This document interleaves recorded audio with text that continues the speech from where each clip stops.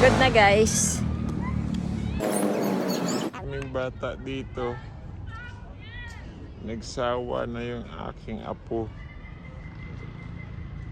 Ayan. Ayun sila. Oh.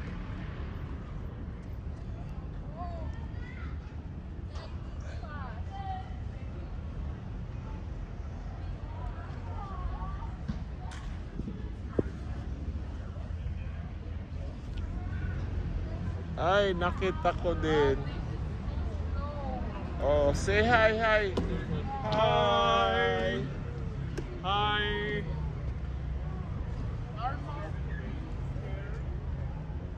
Hi, say hi. Hi. Napagod din yung bata kasi siya mismo kumuha ng gatas niya sa stroller.